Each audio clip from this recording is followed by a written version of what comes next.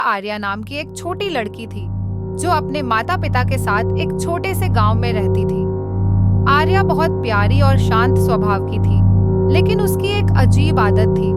उसे अपनी पुरानी गुड़िया से बेहद लगाव था। वो गुड़िया उसे उसकी दादी से मिली थी, जो अब इस दुनिया में नहीं थी। ये गुड़िया काफी पुरानी थी, लेकिन आर्या उसे हर जगह अपने साथ ले जाती थी।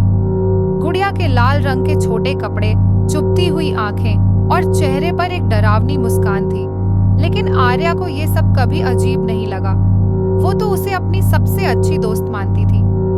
अजीब घटनाएं शुरू होती है। एक रात आर्या ने सोते वक्त अपनी माँ से कहा, माँ, मेरी गुड़िया रात को मुझसे बातें करती है। उसकी माँ ने इसे बच्चों की कल्पना समझकर नजरअंदाज कर दिया, परंतु अगले ही दिन से घर में अजीब अजीब घटनाएं होने लगी। चीजें अपने आप गिरने लगी, दरवाजे रात में अपने आप खुलने बंद होने लगे और आर्या की हंसी रात के अंधेरे में गूंजने लगी।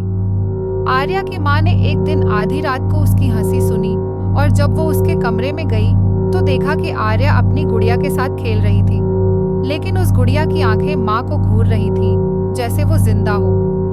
उस रात के बाद आर्या का बर्ताव बदलने लगा। वो चुप चुप रहने लगी और उसकी आंखों में एक अजीब सी चमक आ गई।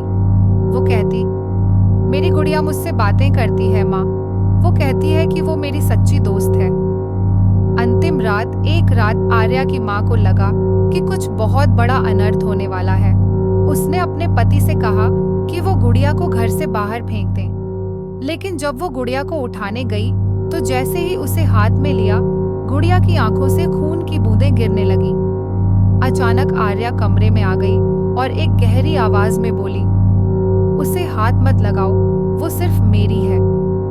अगले दिन आर्या के माता पिता ने उसे अकेला छोड़ दिया, लेकिन कमरे से उसकी हंसी और गुड़िया की खौफनाक आंखें कभी भी उनके दिल से नहीं हट पाईं।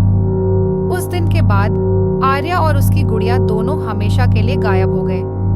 गांव के लोग कहते हैं कि रात के समय उस घर से अब भी एक बच्ची की हंसी सुनाई देती है और खिड़की के पास एक गुड़िया बैठी होती है जो आने जाने वालों को देखती रहती है। यह कहानी सिर्फ एक कल्पना है, परंतु क्या हो अगर कोई गुड़िया वास्तव में इतनी खतरनाक हो जाए।